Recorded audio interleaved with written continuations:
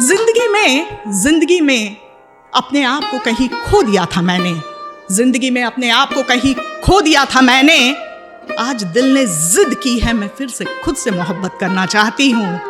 मैं आसमान छूना चाहती हूँ, मैं उड़ना चाहती हूँ।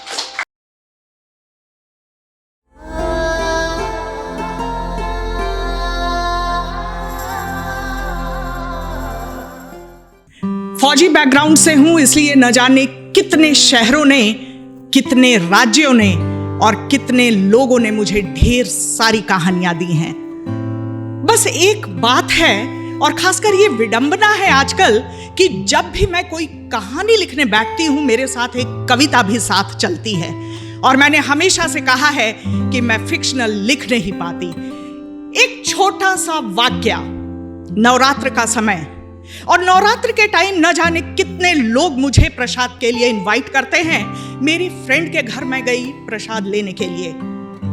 थोड़ी सी बातचीत के बाद जब मैं डाइनिंग टेबल की तरफ बढ़ी प्रसाद लेने के लिए, पीछे किचन में मैंने एक औरत को देखा। उसके चेहरे पर एक अजब ही सौम्यता थी, तेज था और ममता थी। मैं वापस आकर सोफे पर बैठ गई। मेरे बगल में मेरी फ्रेंड भी आकर बैठी और उसने कहा वो मेरी भाभी हैं। मैंने उसकी तरफ देखा, उसने कहा वो मेरे ताऊ जी की बहू है। 2 साल पहले हमने भैया को खो दिया। मैं धक से रह गई। अचानक भाभी की तरफ गौर से देखा तो देखा उन्होंने सिल्क की सफेद रंग की साड़ी पहनी हुई थी। मेरी फ्रेंड ने कहा कि आज मेरे ताऊ जी और ताई जी के भी घर प्रसाद का प्रोग्राम है, लेकिन जो औरतें उनके यहाँ आ रही हैं ना, उनके अनुसार किसी भी विधवा का होना किसी भी मांगलिक कार्य में अशुभ माना जाता है। मैंने अपनी फ्रेंड से कहा तू तो नहीं मानती ना ये सब? उसने कहा हाँ मैं ये नहीं मानती, तू भी तो नहीं मानती, इसलिए आज सिर्फ तुझे ही इनवाइट किया है। उसने मुझसे कहा रश्मि मैं कैसे इस भाभी को अशुभ मान लूं? इनके घर रहकर देर रात तक जब मैं सीए की पढ़ाई करती थी, हर घंटे आकर मुझसे नाश्ता और चाय के बारे में पूछती थी।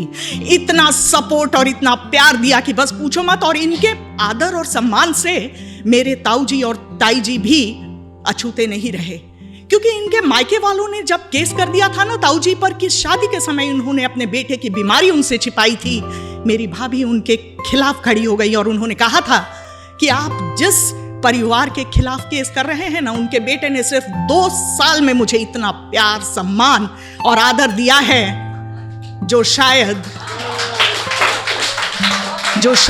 पूरी जिंदगी के लिए काफी है। सोचने पर मजबूर हो गई दोस्तों। और लौटते समय क्या आया मेरे मन में, मैंने अपनी दोस्त को गले लगा लिया। वापस लौटते समय कार की खिड़की से बाहर जब आसमान की तरफ देखा तो काली बदली से एक सफेद रंग का चांद झांक रहा था। ये वही चांद है जिस पर आप जैसे कई कवि और शायर मोहब्बत भरी शायरी लिखते हैं।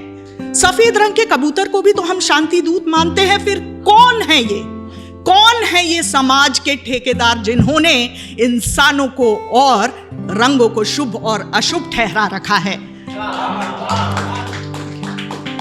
घर आई, थोड़ा सा रिसर्च किया तो पता चला न जाने हमारे देश में कितनी ऐसी भाभियां हैं, कितनी औरतें हैं जो मजबूर हैं ऐसे कायदे कानून मानने के लिए। क्योंकि मेरी फ्रेंड ने यह भी कहा था कि दबी जबान से उसकी ताई जी भी अपनी बहू को मजबूर करती हैं कि सफेद रंग के कपड़े वो पहने। खैर, मुझे तो नहीं पता कि बाकी लोग क्या सोचते हैं, लेकिन मेरे कहानी की किरदार सिर्फ एक ही कहती है कि बचपन में माँ बाप के कायदे के अनुसार कदम बढ़ाए, शादी के बाद ससुराल के नियम बनाए निभाए। अब मैं चलना नहीं, बढ़ना नहीं, उड़ना चाहती हूँ। मुझे पंख मत दो, साथ दे दो। मैं वो आसमान छूना चाहती हूँ, मैं वो आसमान छूना चाहती हूँ। जिंदगी में अपने आप को कहीं खो दिया था मैंने। जिंदगी में अपने आप को कहीं खो दिया था मैंने।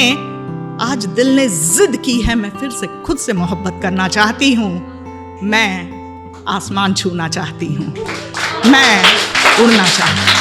Thank you.